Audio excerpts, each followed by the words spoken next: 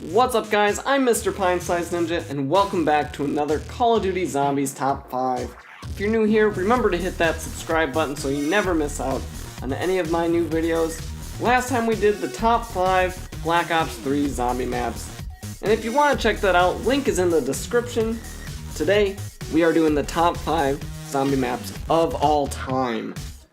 And without further ado, let's just get right into it. Number 5, Revelations.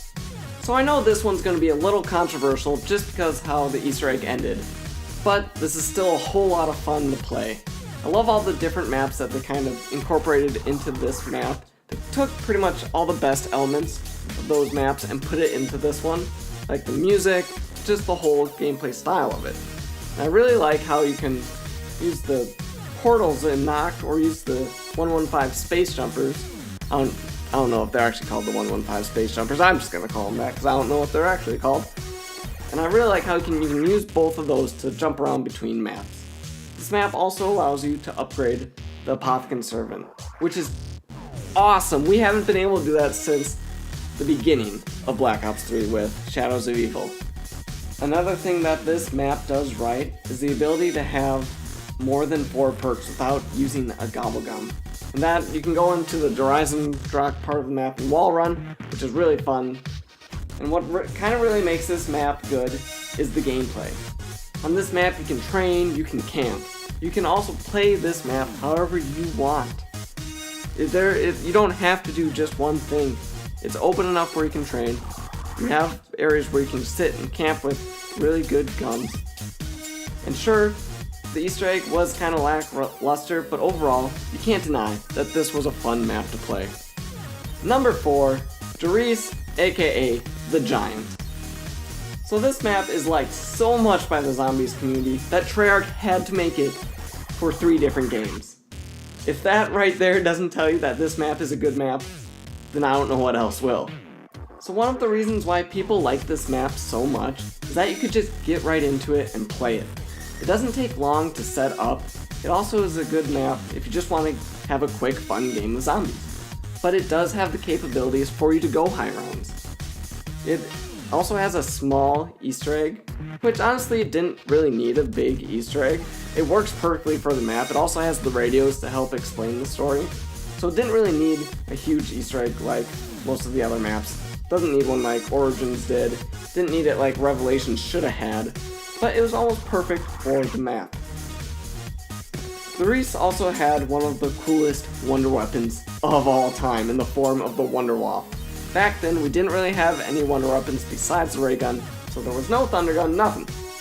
Nothing could kill like a horde of zombies like that could. It was just so much fun to run around the map, zap a zombie, and have it take out your mob of zombies. And Therese was one of the first maps to introduce the teleporters and Pack-a-Punch. Before that, you couldn't jump around the map. You couldn't really upgrade your weapons before this time, which really added a whole new element to the map and to the zombies gameplay. And that's kind of what made this map an instant classic. And that is why Therese comes in at number 4. Coming in at number 3 is Eisendrache. What can I say about Eisendrache? Man, is this map cool. It introduced the Wonder Spheres. Yeah, there's teleporters and whatnot on other maps. But the Wonder Spheres were so cool because you get in them and you just fly across the whole map. It was just awesome. It also had the elemental bows. Yes, it takes from Origins with the elemental staffs, but it kind of made the bows into their own. And the steps to get upgraded the bows were, they were simple. Well, not necessarily simple, but they were easy to learn, but doesn't feel like you're doing tedious work to get them. And everyone could have their own unique bow. What also made this map super amazing was the gameplay. With the added elements of the anti-gravity down in the basement of Eisendrache, it made it so cool to wall run and jump across, and it really made a different experience interacting with the zombies around you. And I just found that amazing. Then you also get the Panzer that's coming after you every so often. And now he shoots electric pods at you, which ultimately I'm not a fan of, but it makes one hell of an interesting gameplay. But Eisendrache really gets you with the story. I thought the story to this one was pretty epic. The opening cutscene wasn't like all the other cutscenes. It was more of that comic book style as we were kind of used to from Black Ops 2. But it worked in this one. I thought it was just cool. Like, the aesthetics of it, the look of everything in this map was awesome. The steps to do the Easter egg made sense, and it wasn't necessarily hard. It had the perfect balance of being not too hard, but also not too easy. It was just awesome. Then the Keeper at the end, the ending boss fight, that was pretty cool. But overall, I think Eisendrache is going to be one of the next classic zombie maps that everyone wants to play and keep playing for a long time to come. And that is why Eisendrache comes in at number 3. Number 2, Mob of the Dead. So Mob of the Dead, I think, has one of the coolest premises of all time. Having gangsters at Alcatraz. That is, like, the time period of it in the 1930s it's just cool, man. Like, it looks cool, it sounds cool. But playing as characters from an actual real movie, it's indescribable almost. It's just so much fun. Like, Brutus, he's not the hardest, like, boss, but I think he's perfect for the map. He's not too difficult, not too easy, but he's gonna give you a little bit of a fight. I also thought this map had one of the coolest ways to get the Pack-a-Punch. And it was, you had to build a plane and you fly to the Golden Gate Bridge. Oh man, I just thought this map was cool. Like, the whole story behind this and how Weasel and the rest of the gang, like, integrated with the main storyline of Call of Duty Zombies. I just love how that kind of all puts together. And the one thing that kind of makes this map stand out is the weapons.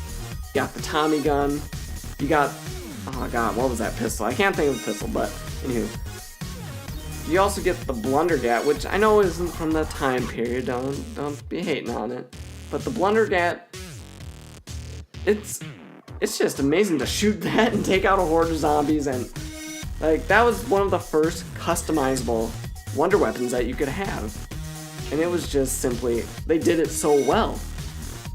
Also, being able to get the Hell's Retriever, throwing that around when you get into trouble, just taking out zombies left and right with that was so much fun, and the weapons really enhanced the gameplay of this map. Sure, it was tight corners and narrow passageways, but it didn't matter. You could find one area to train, but the map was just so much fun that you didn't want to stay in one place. You wanted to go and look at all the rest of the map while you're playing it. And this map is so much fun, and I have so much fun playing it now, and I think I will be.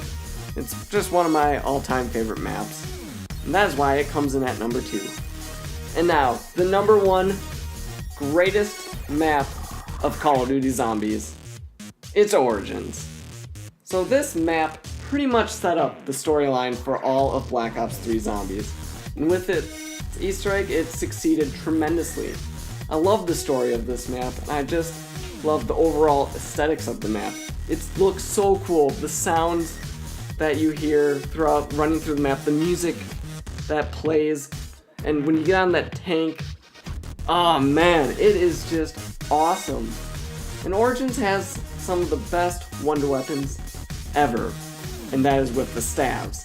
They're just so cool, and all 4 were unique from each other. The ability to have that much power in a weapon in Zombies was just amazing. And then you got to upgrade those, and the versions of that, oh man, that was just unbelievable.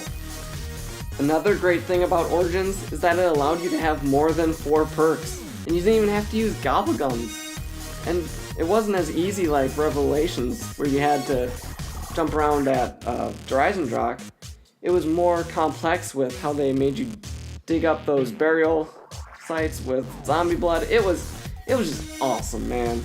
Like, it was just cool. And Origins was the first map to introduce the challenges. And you know, I think it did the best at using those challenges. Those challenges weren't super hard, but they also weren't really super easy to obtain.